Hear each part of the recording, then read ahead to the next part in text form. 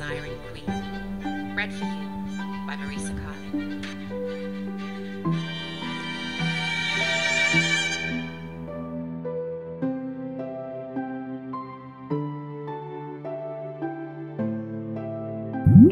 Hello tout le monde, j'espère que vous allez bien. On se retrouve dans un nouveau vlog lecture et il est temps que je vous fasse un petit update, que je vous parle de ma lecture en cours et tout ça. J'ai donc commencé une nouvelle lecture, c'est Daughter of the Siren Queen de Tricia Levenseller que je suis en train de lire. Ça fait quelques jours maintenant que je lis ce livre, peut-être depuis lundi, et on est... Non, je saurais plus vous dire depuis quand je l'ai commencé.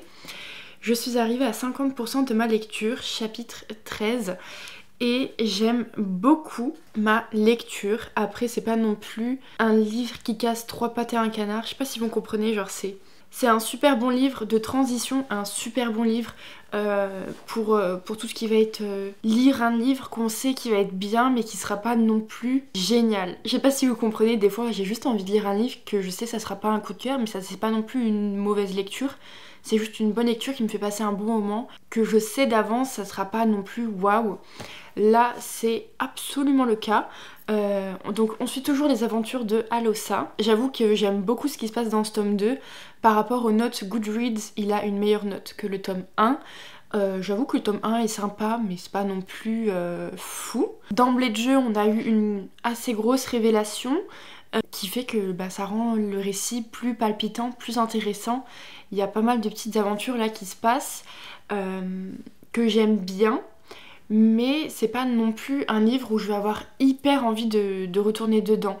C'est un livre que je lis un petit peu tous les jours et ça me suffit. C'est pas un livre que j'ai envie de, vous voyez, plusieurs fois dans la journée de lire et rentrer dedans. Je sais pas si on comprend bien ce que je veux dire, c'est pas horrible comme lecture mais genre il y a mieux, c'est juste que c'est sympa. Ouais, j'en suis à la moitié et j'aimerais beaucoup quand même le terminer cette semaine.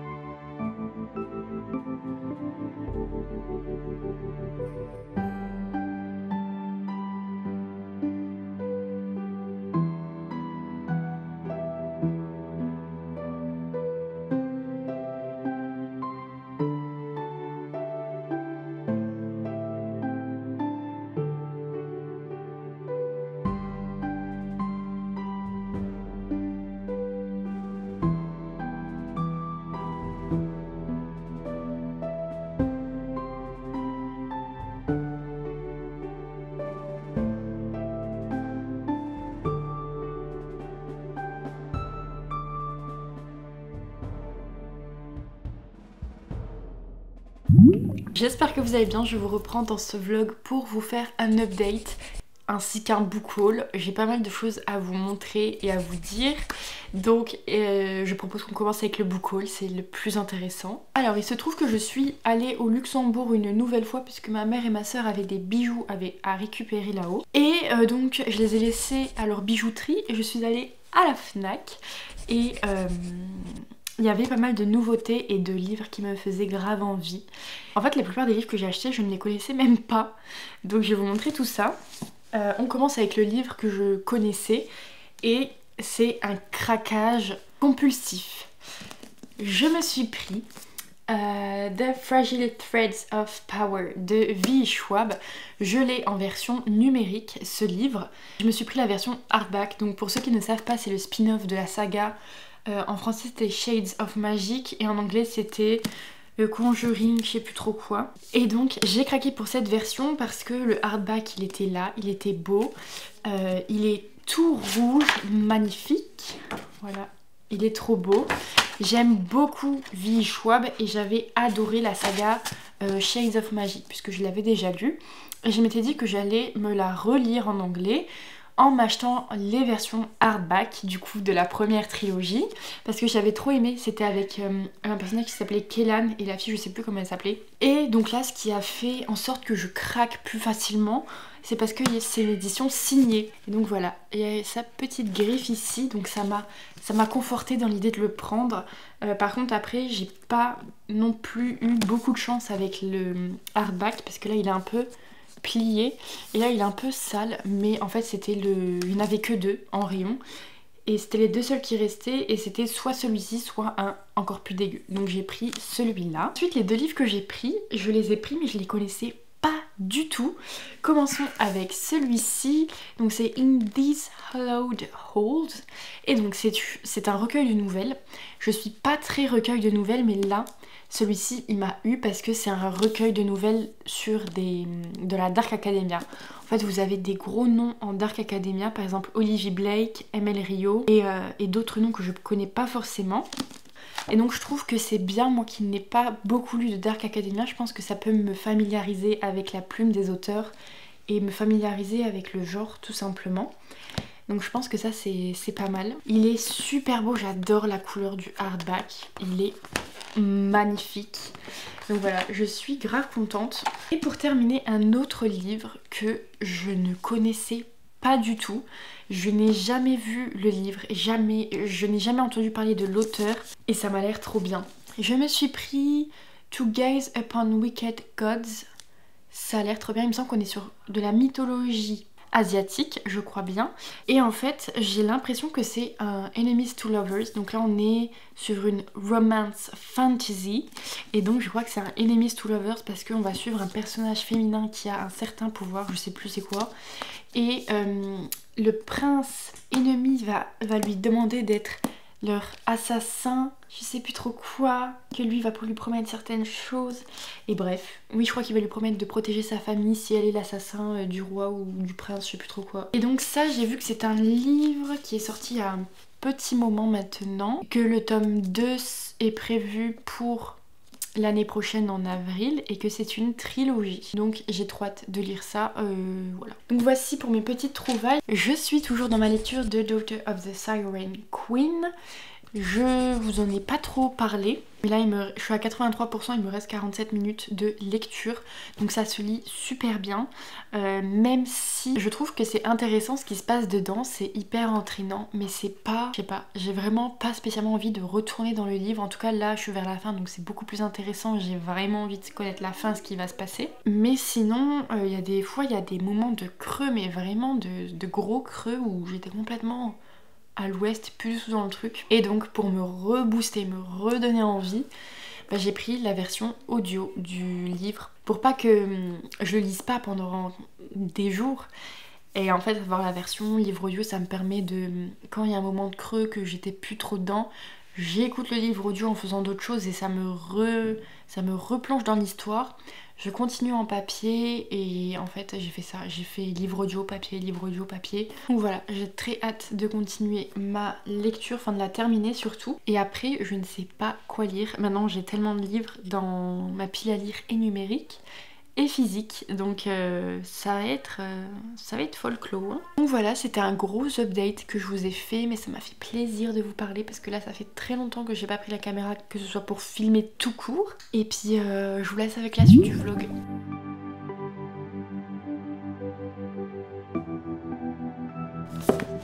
The sound of my knife slitting across the throat feels much too loud in the darkness. I catch the pirate before his corpse hits the ground and gently lower him the rest of the way. Alors comme vous avez pu le voir, j'ai bien lu Daughter of the Siren Queen de Tricia Levenseller. J'ai passé un agréable moment avec ce livre, seulement c'est comme l'autre, c'est bien, mais sans plus, c'est une lecture auquel je sais que ça va pas être fou, genre c'est trop triste de dire ça, mais c'est une lecture que quand je la lis, je sais que ça sera pas un coup de cœur, genre ça va être une bonne lecture et sans plus. Donc écoutez, ça a fait le taf, c'était sympa, mais sans plus. En vrai c'était quand même un petit peu intéressant, enfin c'était sympa, je veux dire la relation des personnages. Bon après la romance c'est pas fou non plus. L'histoire de Alossa et de son père c'est sympa. C'est bien mais je suis pas convaincue et je me dis, je me tâte vraiment à est-ce que je lis le tome 3 parce que genre c'est des lectures ok, bien mais sans plus, mais c'est pas des lectures où j'ai envie de me replonger dans l'histoire, vous voyez, donc j'ai pas envie de plonger dans ma lecture et donc si je commence le tome 3 pour le lire pendant 3 semaines parce que j'ai pas envie de retourner dedans pour qu'au final ce soit une lecture sympa mais sans plus, je vais avoir le seum de ouf.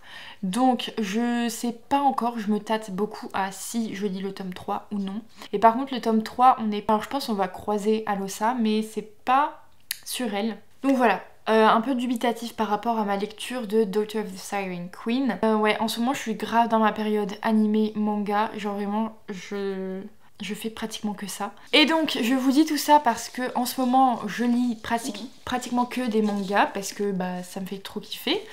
Mais j'ai quand même commencé ceci. Ceci c'est In These Hollowed Halls. C'est le livre que je vous avais montré que je m'étais procuré. Et je l'ai commencé mais genre un tout petit peu. Je suis à la page 39. C'est la seconde nouvelle. Et j'aime bien, j'aime beaucoup ce que je lis. Après c'est des nouvelles, c'est pas une histoire où on va être à fond avec les personnages très plongés dedans. Je trouve ça hyper intéressant. Je commence à repérer les schémas classiques un peu du Dark Academia. En vrai c'est sympa, mais c'est pas un livre où j'ai très envie de replonger dedans parce que bah, j'ai pas d'attache particulière au personnage, qu'il n'y a pas vraiment d'intrigue, etc. C'est des passages que je vais lire par-ci par-là. Et donc tout ça pour vous dire que je n'avance pas du tout dans ma lecture en cours. Donc celle-ci, je vous laisse et je vais m'occuper des chiens et après je sais pas du tout quoi faire. Pour changer.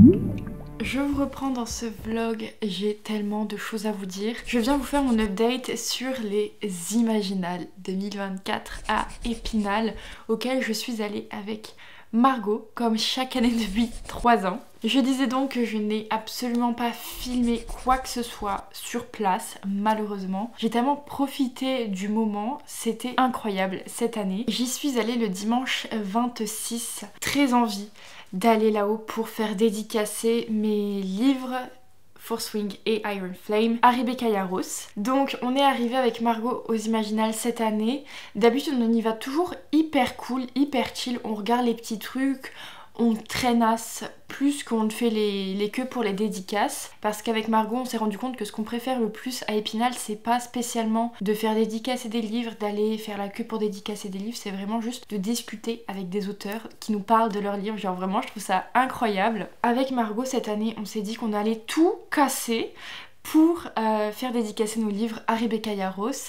Je dis nos livres mais on avait le droit qu'à un seul livre par personne. Donc avec Margot on est arrivé à 9h30, on a fait notre petit tour et en fait à 10h30 on est allé dans la queue pour Rebecca Yarros. Il y avait déjà quelques personnes, on était un groupe de 4 à faire la queue pour Rebecca Yarros. Donc on a été à 10h30 commencer à faire la queue pour que Rebecca Yarros commence à dédicacer à 13h30 jusqu'à 15h. Et en fait on a appris que c'était tellement la catastrophe samedi que samedi après-midi ils avaient dû mettre en place des bracelets. On était vraiment devant avec Margot, genre j'étais 9ème dans la file d'attente. Donc on a attendu jusqu'à 13h30 qu'elle arrive et en fait on nous a dit oui vous allez voir ça va être très très rapide, vous aurez pas le temps de dire grand chose, ça va être clac clac clac clac clac. Et genre avec Margot on s'est pas trop rendu compte, on a été toutes les deux ensemble, elle a été à une vitesse grand V. On a pris mon livre, on l'a ouvert, elle a dédicacé chlouk chlouk et on est reparti. Genre vraiment on a eu le temps de pratiquement à rien dire. Donc c'était un peu frustrant d'avoir fait autant de queue pour si peu de temps avec l'autrice. Après genre on avait notre dédicace mais on était un peu tristoun que ce soit passé aussi vite, genre on n'a même pas eu le temps de réaliser le truc vraiment. Et donc avec Margot on a été de nouveau dans la bulle, rencontrer des petits auteurs, notamment Lizzie qu'on va voir chaque année, qui est une autrice vraiment incroyable. Et donc on a discuté avec Lizzie, on n'avait toujours pas mangé avec Margot, il était aux alentours de 14h et en fait il commençait à pleuvoir un petit peu. J'ai dit à Margot bah écoute, comme on va à la voiture pour manger, on a autant passé devant la tente de Rebecca. On est arrivé devant la tente de Rebecca, croyez-le ou non, il y a eu personne. Il était 14h, aux alentours de 14h05 peut-être, il y avait personne. Elle était toute seule dans la tente et genre du coup avec Margot on a été la voir et là c'était le meilleur moment de ma vie. Ce moment restera à jamais gravé dans ma mémoire. On a parlé au moins une quinzaine de minutes avec Rebecca Yarros dans sa tente, elle était toute seule. On a parlé tellement longtemps avec l'autrice, genre vraiment je suis trop contente du moment qu'on a passé avec elle, elle était adorable et genre on a parlé de tellement de trucs, genre de Rysand, de la saga ACOTAR, de son tome 2 surtout. C'était hyper intéressant de parler avec elle. Elle nous a très rapidement parlé de son tome 3 en disant qu'elle était en train de le terminer. Enfin bref, c'était vraiment incroyable. Et je suis tellement reconnaissante d'avoir pu passer ce moment. C'était vraiment notre mission des Imaginales cette année, voir Rebecca Yarros. J'avais pris quand même mes 2 livres aux Imaginales, même si on avait le droit de prendre qu'un seul livre en dédicace. Je me suis dit que j'allais lui montrer genre mes petites annotations et tout, et je n'ai eu le temps de rien faire. Elle a bien dédicacé mon tome 1 de Force Swing, et du coup je l'ai vu 2 fois. Elle a également pu dédicacer le tome 2. Je suis beaucoup trop contente. Et aux Imaginales, j'adore m'acheter un livre directement sur place qui me fait envie, parce qu'il y a tellement d'auteurs qui donnent envie de lire plein de livres, etc. Et genre j'ai toujours envie de prendre au moins un livre là-haut parce que je peux pas craquer mon slip non plus. Et donc cette année je suis tombée, donc c'était avant qu'on aille faire la queue pour Rebecca, il y avait l'autrice Ludivine Irola en dédicace le dimanche matin et j'ai pu la voir, genre vraiment il y avait personne. Bah je pense que j'ai été à 10h directement dès l'ouverture et en fait je l'ai vue et il y avait personne devant elle et j'ai vu ce livre. Ce livre je l'avais vu passer sur Booksta sans vraiment m'intéresser à ce livre, genre je sais pas pourquoi, bref, je suis passée à côté. Et là, ça a été l'occasion de lire un petit peu le résumé, de voir un petit peu de quoi ça parle. Voilà, je me le suis fait dédicacer puisqu'il n'y avait personne sur le stand. Donc elle m'a écrit « Créé par la découverte des noirs secrets des sœurs Wickwood, bonne lecture ». Et donc voilà, je me suis pris ce livre, j'ai trop envie de le lire, il me fait grave envie. Je suis allée sur le stand de Marilyn Veil parce que c'est une illustratrice que j'aime beaucoup. J'y vais chaque année avec Margot, chaque année sur son stand je prends un petit truc. Et cette année, normalement elle devait avoir son oracle sur les dragons et elle l'avait pas sur le stand et malheureusement elle n'avait pas l'oracle et donc j'ai juste pris un petit marque-page de dragon. Voilà, il est trop beau et j'ai juste vu ça qui me faisait très envie. C'est la carte de Prithian dans ACOTAR. Elle est trop belle. Donc maintenant il faut que je trouve un cadre qui rentre. Enfin un cadre pour mettre la carte dedans. Parce que j'ai trop envie de le mettre dans un cadre. Genre il est vraiment trop beau. C'est tout pour mes petits achats. J'ai eu la chance cette année de rencontrer Nina. Nina qui était là aux Imaginales le dimanche. Je voulais absolument la rencontrer parce que c'est une booktubeuse que j'aime beaucoup. J'adore le contenu qu'elle propose et genre vraiment je l'adore. Et donc je me suis dit c'est vraiment cette année ou jamais de la rencontrer. Elle était trop mignonne, trop adorable. J'ai vu Achille, ses parents, genre vraiment ils étaient trop choux, trop mignons, genre tout le monde était trop chou et trop gentil. Et donc j'ai pu avoir ma petite photo avec Nina Quill, voilà, je suis trop contente. Donc du coup on a eu le droit à notre petit bracelet que la maman de Nina a fait, genre c'est trop mignon. Donc voilà, j'ai pu rencontrer Nina et après directement aux Imaginales, on a pu croiser plein de gens, plein de personnes que je ne connaissais pas, mais genre les personnes ils étaient trop beaux, trop bien habillés, trop voilà. Donc voilà, je ressors des Imaginales vraiment au taquet, à fond, comme chaque année. Quand je reviens, j'ai envie de passer mes journées à lire. Donc du coup maintenant que les Imaginales c'est terminé, j'ai un milliard de choses à faire parce que samedi je pars en Égypte, donc je prends l'avion pour partir en Égypte. Il me reste littéralement moins d'une semaine pour tout préparer, genre préparer ma valise, préparer mon contenu pour quand je ne serai pas là. Donc c'est un peu stressant, oui et non, mais du coup je voulais juste vous faire un update lecture très rapide.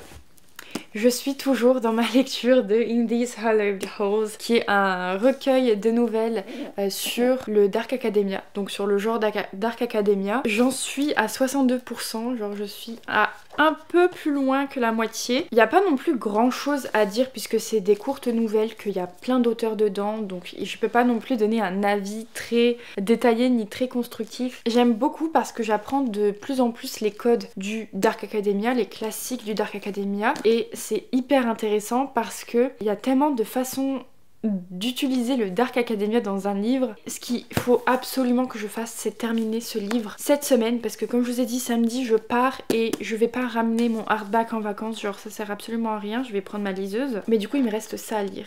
C'est possible, en temps normal c'est possible, mais comme là je vous ai dit j'ai tellement de choses à faire, je sais même pas si ça va être possible, je suis trop triste.